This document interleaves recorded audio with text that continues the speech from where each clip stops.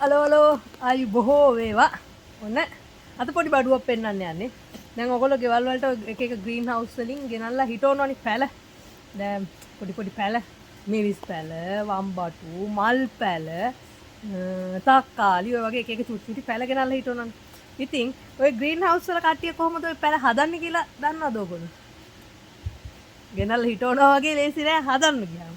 ඉතින් මම පෙන්නන්නම් එහෙම පැල හදන විදිය සහ ඒ හදපු පැල ඊට පස්සේ කොහොමද හදුවට පස්සේ පැල පැලවෙලා පැල නෙමෙයි පැල වෙන්නේ සීඩ් එකක් ඇටයක් පැල වෙලා බීජයක් පැල වෙලා ආවට පස්සේ ඊළඟට මොකද්ද කරන්න පියවරවල් කියලා මම පොඩ්ඩක් කියලා දෙන්නම් ඕගොල්ලන්ට. එතකොට ඕගොල්ලන්ට දැනගන්න පුළුවන් පොඩ්ඩක් එහෙම මෙහෙන් ග්‍රීන් හවුස් එක වෙන වැඩ මොන වගේද කියලා. එහෙනම් මම මුලින්ම පෙන්නන්නම් අපි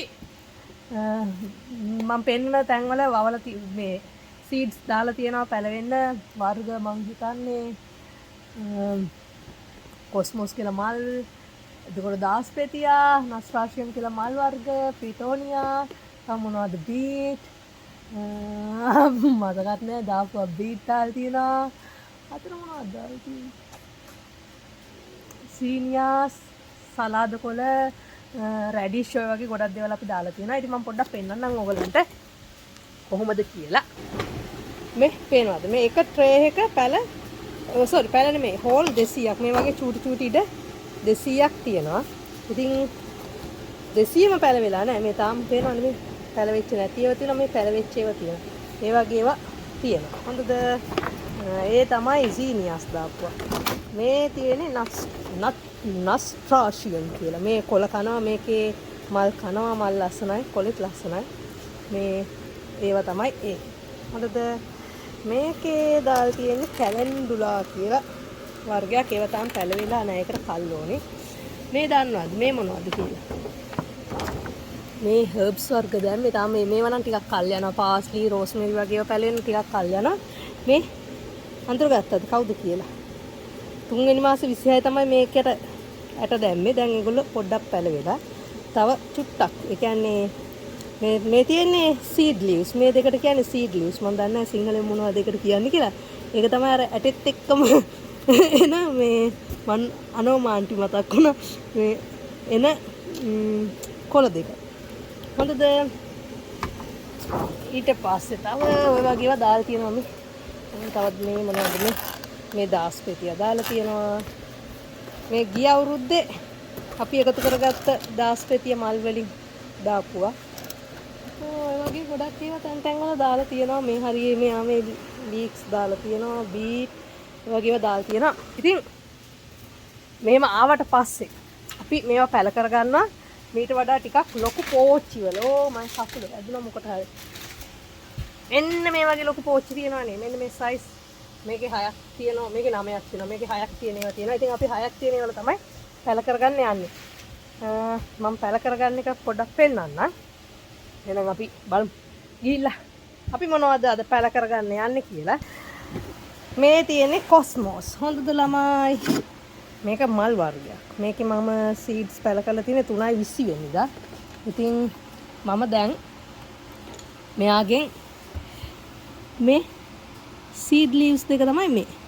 මේ බොරු කොළ දෙකක්. හොඳේ. මේ තියෙන්නේ ට්‍රූ ලීව්ස්. මේවා තමයි ඇත්ත කොළ. මේකෙන් තමයි මේ දැන් හැදීගෙන එන්නේ. සාමාන්‍යයෙන් ඔයගොල්ලෝ මේ ග්‍රීන් හවුස් වල හරි ඔයගොල්ලෝ ගෙවල් වල හදනවා හරි කමන්නේ. ඔයගොල්ලෝ පොහොර ගහනකොට පොහොර ස්ප්‍රේ කරනවානේ සාමාන්‍යයෙන් පොඩි පැල්මේ වලට සීඩ්ලින්ග්ස් වලට. දැන් අපි මෙතන ඔයාලට පෙන්නන්න මම මෙන්න මේ තියෙන මේ වගේ කොළ දෙකක් තියෙනකොට අපි පොහොර ස්ප්‍රේ කරන්නේ නැහැ. හරිද? ඒ සීඩ් ලීව්ස් නේ තියෙන්නේ. ට්‍රූ ලීව්ස් ඇවිල්ලා නැහැ. ට්‍රූ ලීව්ස් කියන්නේ මෙන්න මේ වගේ ඇත්ත කොළ තියෙනවා. මේකේ ඇත්ත කොළ දෙකක්, මේකේ ඇත්ත කොළ දෙකක්, මේකේ ඇත්ත කොළ 4ක් එන්න ළඟයි. ඒ වගේ ඇත්ත කොළ එනකොට මේ කියන්නේ කොළවල දෙවෙනි සෙට් එක එනකොට තමයි ඔයගොල්ලෝ ස්ප්‍රේ කරන පොහොරක් ස්ප්‍රේ කරන්න ඕනේ. සාමාන්‍යයෙන් ඉතින් ගිය අවුරුද්දේ නම් අපි 20 කියලා NPK සමාන රේෂෝ එකකින් පොහොරක් තමයි ස්ප්‍රේ කළේ දවස් 14න් 14ට. නමුත් මේ අවුරුද්දේ මම ඉගෙන ගන්න එකත් එක්ක අපි පොඩි එක්ස්පෙරිමන්ට් එකක් අසයින්මන්ට් එකක් කළා. පොහොර වර්ග 4-5ක් යොදාගෙන මේ වගේ පොඩි ස්ටේජ් වල තියෙන පැලවලට ස්ප්‍රේ කළා. ඉතින් ඒකෙන් අපි අඳුරගත්තා මේ සීඩ්ලින් ඒ කියන්නේ මේ කුඩා අවදියේ තියෙන පැලවල වලට හොඳම පොහොර එක තමයි 10යි 52යි 10 කියන රේෂියෝ එක. ඒ කියන්නේ P අකුර වැඩිපුර තියෙන පොහොරක් තමයි හොඳ වඩා සුදුසු කියලා. හොඳ කියන්නේ වඩා සුදුසු. ගිය අවුරුද්දේ හිටුවේ ගැහුවේ පොහොර එක 20 නේ. ඒකත් අවුලක් නැහැ. ඒ වුණාට දැන් අපි ඉගෙන ගත්ත දේෙන් ප්‍රයෝජනයක් ගන්න ඕන හින්දා අපි මේ අවුරුද්දේ පාවිච්චි කරන 10යි 52යි 10යි. ඒකට හේතුව 52 10 52 10. 10 කියන්නේ නයිට්‍රජන් පළවෙනි එක N ඊළඟ එක P ඊළඟ එක K. ඉතින් P කියන්නේ ෆොස්ෆරස්. අර මං කියපු දේවල් වලට තමයි ඒක ප්‍රයෝජනවත් වෙන්නේ. හොඳ ශක්තිමත් මූල පද්ධතියක් ගහකට එන්න මල් පිපෙන්න එතකොට ගෙඩි හැදෙන්න හොඳ බූස්ට් එකක් දෙන්න වගේ තමයි ෆොස්ෆරස් ප්‍රයෝජනවත් වෙන්නේ. ඊළඟ එක පොටෑසියම් K. ඉතින් K එකෙන් සම්පූර්ණ ඕවරෝල් මේ එකක් වෙනවා ගහට සම්පූර්ණ මේ එකක් කියන්නේ ඕවරෝල් මේ එකක් තමයි K එකෙන් තියෙන්නේ. ඉතින් අපි මේ පාර පාවිච්චි කරන්නේ 10 52 10 කියන පොහොර එක. try කරලා බලන්න ඕගොල්ලෝ වෙන පොහොරක් කලින් ඒව කරලා තිබ්බනම් අද්භූතයි ප්‍රත්‍යක්ෂයි කියලා දැනගන්න පුළුවන්. හරි. මම පොහොර ගහන එක වෙන දවසක පොහොර ගහන විදිය පෙන්නන්නම්. මේ ටික හිටේවට පස්සේ සතියකින් විතර මම පොහොර ගහනවා. ඒතකොට මම ඔයගොල්ලන්ට පෙන්නන්නම්. දැන් මම පෙන්නන්නම් මෙන්න මේ ට්‍රේ එකේ තියෙන පැල කොහොමද මෙන්න මේ වගේ පොඩි නෙමෙයි ලොකු ට්‍රේ වලට දාගන්නේ කියලා. මම මෙන්න මේ වගේ ගල අයිස්ක්‍රීම් කන් රිපෝට් එකක් ගත්තා. අන්න බලන්න. මේගොල්ලෝ හොඳට මුල් අල්ලලා තිබ්බනම් පේනවා. ඒ වගේ හයක් ගලව ගමු මුලින්ම. ටිකක් ලෙගී වෙලා ඉරව්ව මදි දෙකයි. ඒක කොනකින් නම් ගලවගෙන යන්න. 3යි 4යි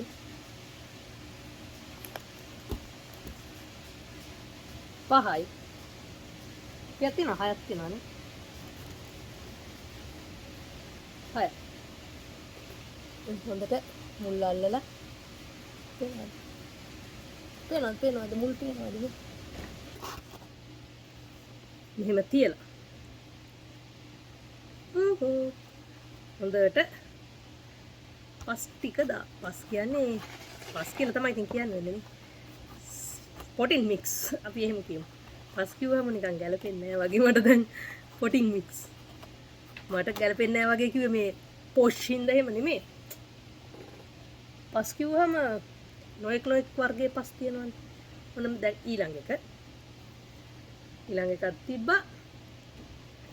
ටිකක් මේව ලෙගී වෙලා කියන්නේ ටිකක් දික් වෙලා වැඩි. හේතුව ඒගොල්ලෝ ලයිට් එළිය හොයාගෙන යනවා. ඉරෙළිය ලයිට් එළිය හොයාගෙන යනවා ටිකක් ලෙගී වෙලා. මේගොල්ලන්ව පැලකලේ මේ මං කිව්ව කවදද සීඩ්ස් දැම්මේ 3.20 නේ. 3.20 අද 4 වෙනි මාසේ 7 වෙනිදා සඳුදා. එතකොට සති කීයද? 2ක් 3ක්ද? 3ක් වගේ නේ. 3ටත් අඩු. ඔන්න මේ 6 පැල කරගෙන ඉවරයි. දැන් තව සති දෙකකින් විතර බලනකොට මේ 6ත් මුල් අල්ලලා තව සතියකින් විතර මම මේකටත් අර මම කියපු පොහොර එක ගහනවා. දියර පොහොරක්. මේ දැන් මේක මෙහෙම පැල කරගත්තාම වැඩ ඉවරයි කියලා හිතනවද ඔයගොල්ලෝ? නෑ මේක පැල කරගත්තට පස්සේ තව කරන්න එක වැඩක් තියෙනවා. ඒ ටික තව ටිකකින් පෙන්නන්න. මේ අනිවාර්යයෙන්ම ඔයගොල්ලෝ හිටව ගත්තට පස්සේ හොඳට වතුර දෙන්නේ දාන්න ඒගොල්ලන්ට. හොඳේ අමතක කරන්න එපා. මේ දැන් මේගොල්ලන්ගේ අලුත් ගෙදර ලස්සන්ට හැදේ. පස්සේ මේගොල්ලෝ ලොකුනහම මම පෙන්නන්නම් ආයි. තව සති දෙකකින් තුනකින් වගේ ආයි පෙන්නන්නම්. මේ සමහර විට පොහොර දානවනේ තව සතියකින් වගේ. එතකොටත් ඔයාලට මම පෙන්නන්නම් කොහොමද මේගොල්ලන්ගේ මේ වැඩිම ගැන. කොහොම හරි මේ හොඳට වතුර සාත්තුවක් දෙන්න. මේ ඉතින් කඩෙන් ගෙනල්ලා හිටවනවා වගේ ගෙදර හිටවනවා වගේ ලේසි නෑ. ග්‍රීන් හවුස් එක පොඩියට හදාගන්න එක. හැබැයි ඉවසීම තියෙනවා නම් ඔයාලට පුළුවන් බෑ කියලා කිසිම දෙයක් නෑ. ඕන කෙනෙක්ට මොනවා හරි තක්කාලියට ටිකක් වුණත් හිටවලා මේව කරගන්න පුළුවන්. ඉවසීම තමයි තියෙන්න ඕනේ. අයියෝ හැදෙන්න කාලයක් යනවනේ. දැම්මා. මේකට වතුර දැම්මනේ. වතුර දැම්මට පස්සේ මම මෙන්න මේ ට්‍රේ එක යටටත් වතුර දානවා. ඇයි ඒ වතුර දාන්නේ? එතකොට මේගොල්ලන්ට පුළුවන් මේගොල්ලන්ට උරා ගන්න. දාලා තිබ්බහම ගොල්ලන්ට වතුර ඕන වෙලාවට ගන්න පුළුවන් නේ. මෙහෙම හිටව ගත්තට පස්සේ වඩාම සුදුසුම වතුර දාන එක තමයි බොටම් බෝටල්. ඒ කියන්නේ ට්‍රේ එකෙන් යට වතුර දාන්න. එතකොට ඒගොල්ලන්ට උරා ගන්න පුළුවන් වෙනවා.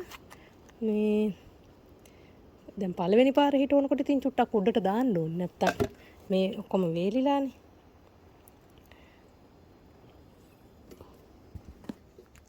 හරි එහෙනම් අපි ගිහින් එන්න. මොන හරි දෙයක් ඔයගොල්ලෝ ඉගෙන ගත්තා කියලා හිතනවා. ආයි තව මොනවා හරි නෙමෙයි දැන් ගොඩක් ඉස්සරහට පැල සම්බන්ධව පොඩි දේවල් කියලා දෙන්න පුළුවන් වෙයි. අපි ගිහින් එන්නම් පරිස්සමෙන් ඉන්න. සුබ දවසක්.